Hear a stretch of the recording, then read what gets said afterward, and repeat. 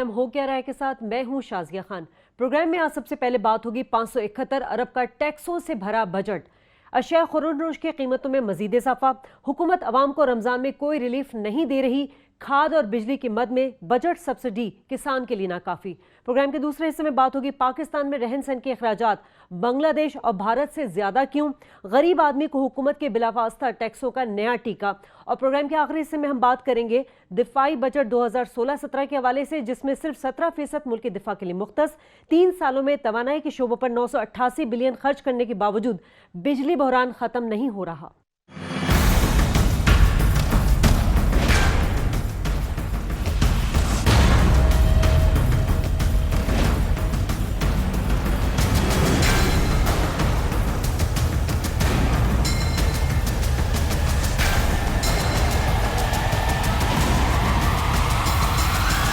मुझे आज तक वो आम आदमी नहीं मिल सका जो कमाता तो 14,000 रुपये, लेकिन वो उसमें अपनी बीवी के, अपने बच्चों के तमाम अखराजात मुकम्मल करता है, बिल्स देता है और बिजली पेट्रोल महंगा होता है उसका सामना कर रहा होता है और साथ साथ टैक्सों की गंगा में भी बह रहा होता है।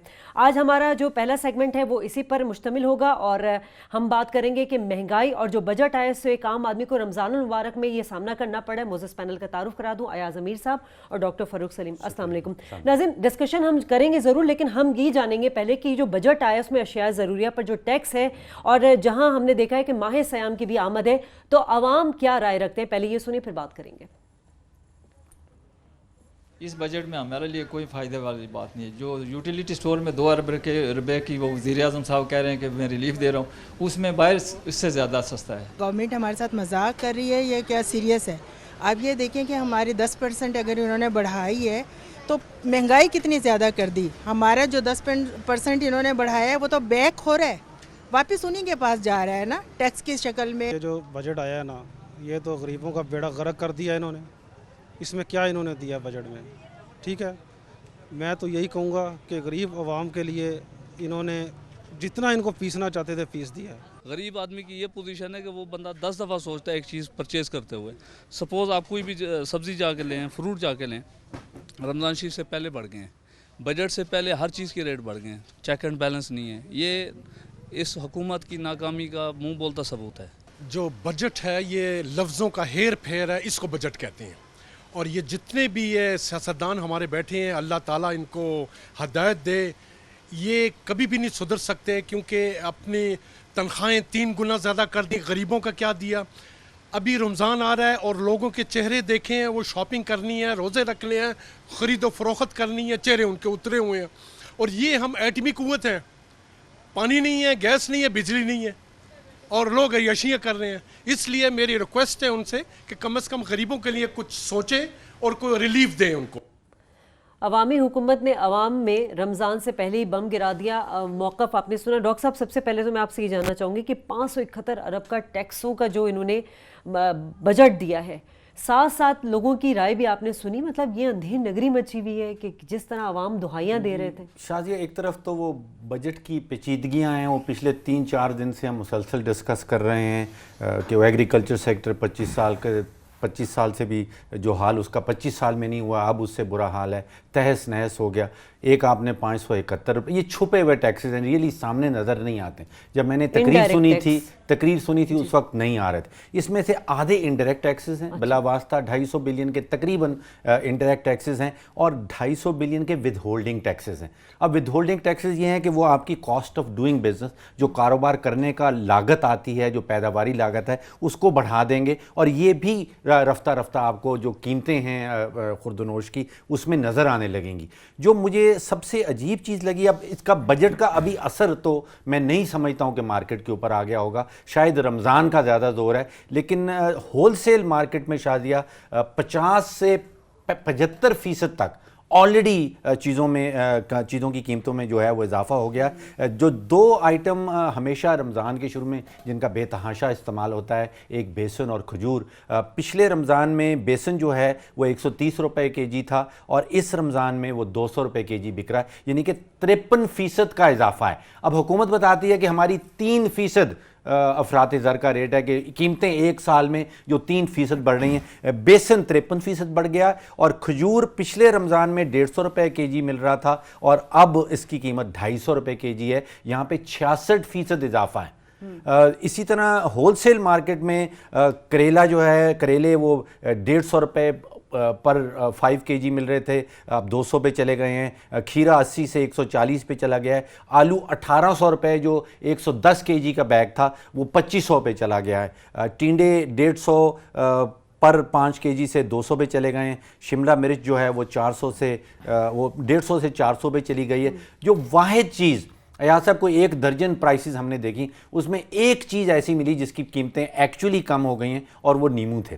اس میں جو 5 کے جی کا بیگ ہے وہ 800 روپے کا تھا پہلے بجٹ آنے سے پہلے, اور آج وہ 700 روپے کا بک رہا ہے. اس کے علاوہ ہر چیز جو ہے وہ بے تحاشا بڑی ہائی پرسنٹیج سے بڑھ گئی. اچھا, اس کے ساتھ ساتھ ایک تصویر میں نے دیکھی ہے, اینجلا مارکل جو چانسلر ہیں جرمنی کی, وہ حلال ریسٹورنٹ میں گئی ہیں اور انہوں نے اعلان کیا ہے کہ جرمنی کے اندر جو حلال ریسٹورنٹس ہیں ان کے اوپر سے ٹیکس ہم رمضان کے مہینے کے دوران اٹھا لیں گے. اسی طرح امریکہ میں جو گروسری سٹورز ہیں انہوں نے کچھ ڈسکاؤنٹ دے رہے ہیں رمضان کے مہینے کے اسپیشل کے حوالے سے. اچھا ایاز صاحب, کیا ماجرا ہے کہ ہمارا رمضان آیا ہے, ہم جو سافٹ ڈرنکس ہیں جو 100-150 کی تھی وہ 65 روپے کی ہو جاتی ہے, اور جو کھجور 200 روپے کی تھی یا 150 کی تھی وہ 300 روپے میں ہو جاتی ہے؟ نہیں, ایک تو چیز ہے کہ آپ مجھے کبھی بتا دیں کہ فلانے سال میں رمضان آیا تھا اور قیمتیں گر گئی تھیں اور لوگوں نے شکر ادا کیا, اور کبھی ایسا ہوا ہے؟ ہر رمضان میں ایسا ہوتا ہے.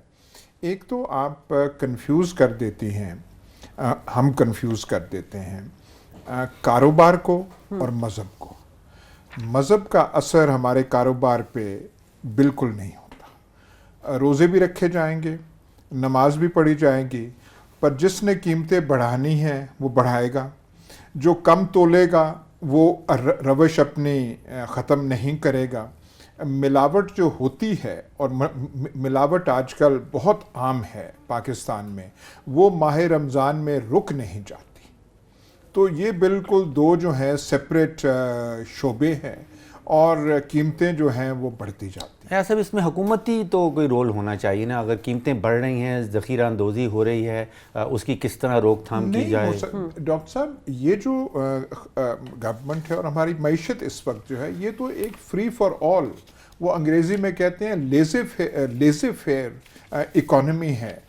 جس کا جتنا ہاتھ چڑھتا ہے وہ جو ہے ہاتھ اس پہ لگا لیتا ہے. کس چیز, آپ دکان کسی میں جائیں, یہ تو آپ سبزیوں کی باتیں کر رہے ہیں, جو آپ کو دکاندار دے گا منہ مانگی قیمت وہ مانگے گا آپ سے, اور آپ نکال کے دے دیں گے. آپ کمپیوٹر سے لے کے سبزی سے لے کے کسی اور پہ جا لیں, کوئی آپ کو کوئی ریسیٹ والی چیز ہے, کچھ اور ایسی چیز ہے. ایک زمانے میں ہوا کرتی تھی یہاں پہ, آج کل کے لوگوں کو جو ہے وہ یاد نہیں ہے, پر ایک زمانے میں دکاندار ریسیٹ دیا کرتے تھے, دکاندار رجسٹر رکھتے تھے. جو انکم ٹیکس اتھارٹیز دیکھ, وہ تو آج کل ہے ہی. سر, ایک ہفتے میں 50 سے 75% قیمتیں بڑھ جانا, اور پھر اب 14,000 روپے کی, جیسے انہوں نے بھی کہا. بالکل صحیح کہہ رہے ہیں ڈاکٹر صاحب. اب ناظرین لگ یہی رہا ہے کہ ہمارے عبادت جو ہے وہ آسان ہے اور اشیاء خورونوش مہنگی. اللہ تعالیٰ ہم سب کو صبر کاملہ عطا فرمائے. ناظرین بریک لیں گے, بریک کے بعد جو ہمارا نیکسٹ ٹاپک ہے اس پر بات کریں گے. ہمارے ساتھ رہیے گا.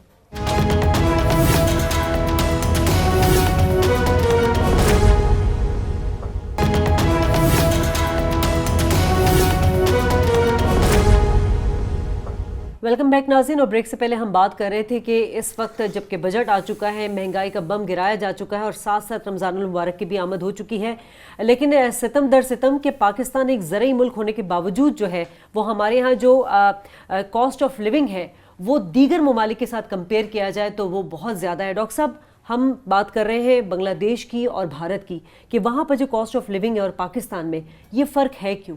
دیکھیے بڑی بڑی چیزیں جو ہم استعمال کرتے ہیں جیسے چاول ہے، چاول پاکستان میں 120 روپے کلو ریٹیل ہو رہا ہے اور وہ انڈیا میں پاکستانی روپوں میں ڈینومینیٹڈ 73 روپے فی کلو ہے، یعنی کہ تقریباً 40% انڈیا میں وہ سستا ہے پاکستان کے مقابلے میں۔ اسی طرح چینی پاکستان میں ریٹیل ہو رہی ہے 65 روپے کلو، اور یہ پاکستانی روپوں میں انڈیا میں 37 روپے ہے، بنگلہ دیش میں 33 روپے ہے اور چائنا میں 25 روپے ہے۔ اگر ڈبل روٹی لینے جاتے ہیں تو وہ انڈیا میں 40 روپے کا ایک لوف ہے، ہمارے ہاں 50 روپے کا سٹینڈرڈ لوف ہے، وہ 20 روپے سستا ہے۔ اسی طرح دودھ، اب دودھ پاکستان کے متعلق کہا جاتا ہے کہ ہم چوتھے یا پانچویں بڑے پروڈیوسر ہیں دنیا میں دودھ کے۔ پاکستان میں 86 روپے فی لیٹر دودھ ریٹیل ہو رہا ہے اور انڈیا میں پاکستانی روپوں میں 65 روپے لیٹر ہے۔ اس طرح انڈے جو ہیں وہ ہمارے ہاں 103 روپے درجن ہیں اور انڈیا میں 85 روپے درجن ہے۔ چاول اگر بنگلہ دیش سے کمپیئر کیے جائیں تو ہمارے ہاں 120 روپے کلو ہیں، وہاں پہ پاکستانی روپوں میں 65 روپے کلو ہیں، یعنی تقریباً آدھی سے بھی کم قیمت ہے بنگلہ دیش میں۔ آپ نے کہا کہ اس کے پیچھے وجہ کیا ہو سکتی ہے، وجوہات کیا ہو سکتی ہیں؟ دیکھیے ایک تو وجہ بہت بڑی جو ہے وہ پیداواری لاگت ہے کہ آپ بجلی اگر مہنگی پروڈیوس کر رہے ہیں تو اس سے جتنی بھی چیزیں آگے نکلیں گی وہ مہنگی نکلیں گی۔ اگر آپ ڈیزل کے اوپر 50% ٹیکس لگائے بیٹھے ہیں تو جو چیزیں آگے نکلیں گی وہ بھی مہنگی نکلیں گی۔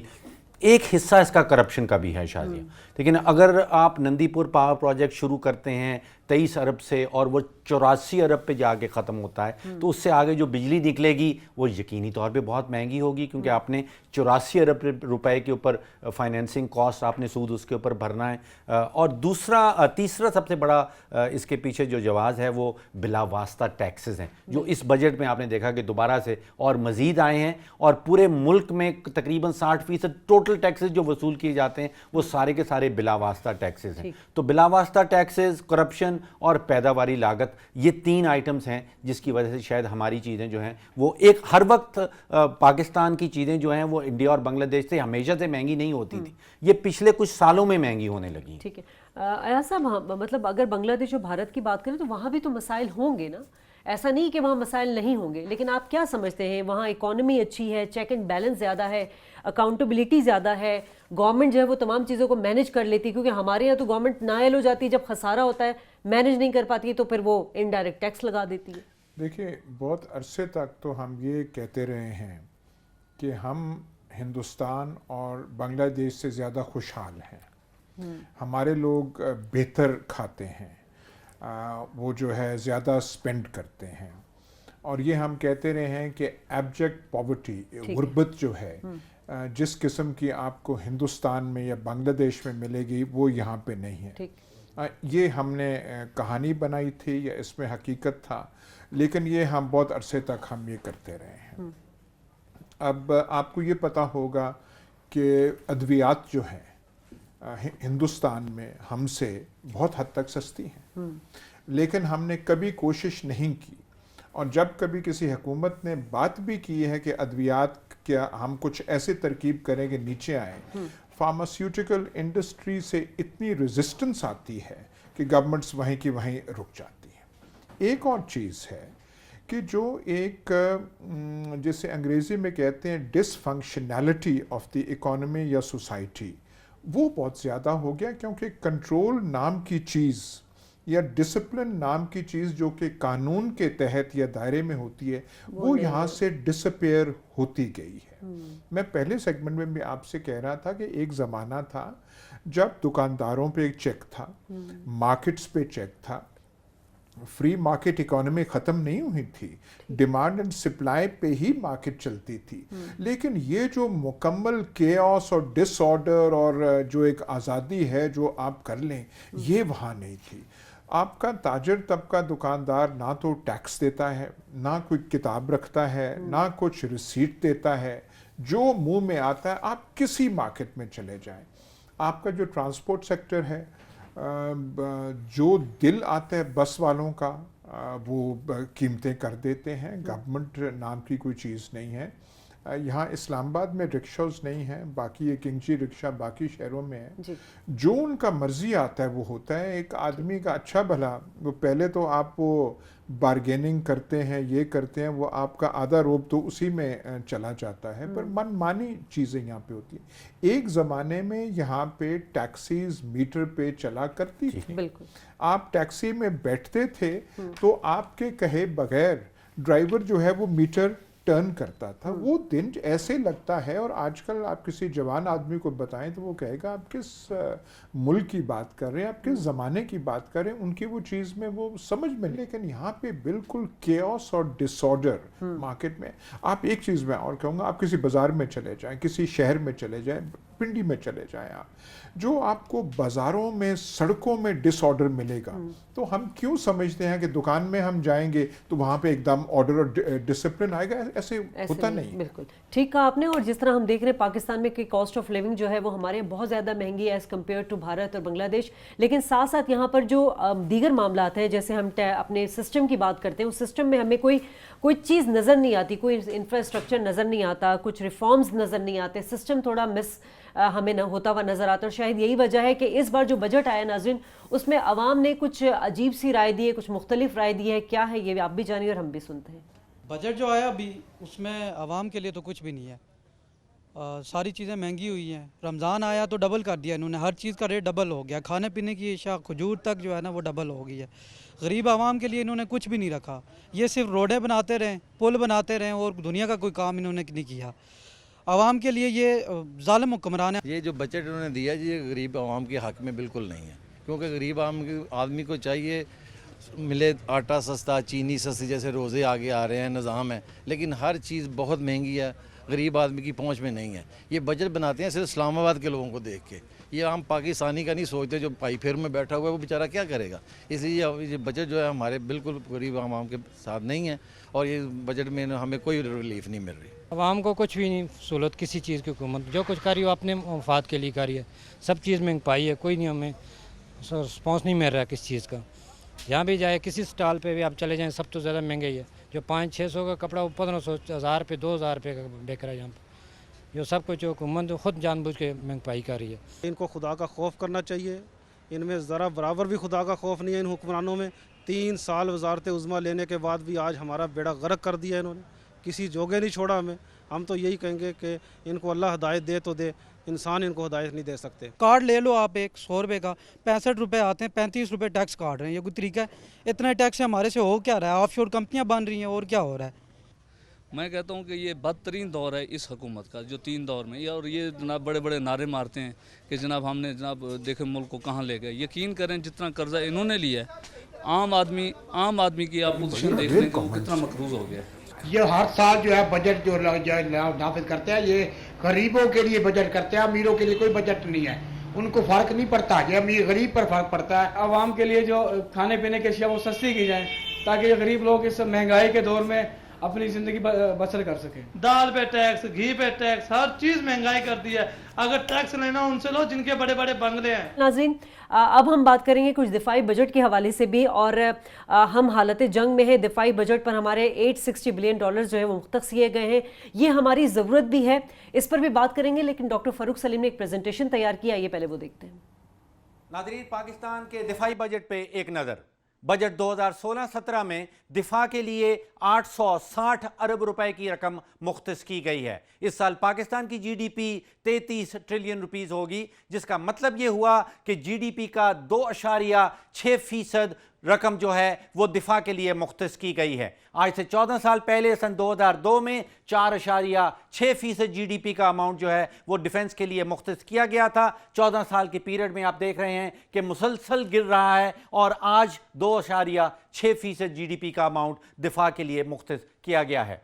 बजट के अखराजात की तफसील, तरक्याती मनसूबों पर 32%, और कर्जाजात के ऊपर सूद की मद में 25%, और दिफा 17% पूरे बजट का हिस्सा लेता है।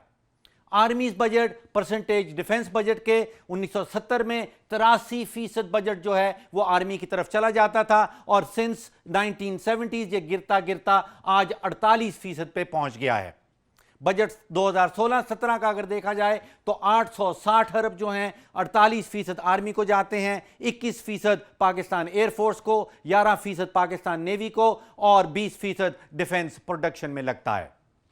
Army budget percentage of national budget 1960 में ये अमाउंट 40% से ज़्यादा थी और गिरती गिरती आज ये अमाउंट 8.78% रह गई है। अगर 860 अरब रुपया डिफेंस के बजट को बांटा जाए तो 63% तनख्वाहों में चला जाता है, 18% राशन और पेट्रोल में, 10% बिजली और गैस में और 9% लिबास में।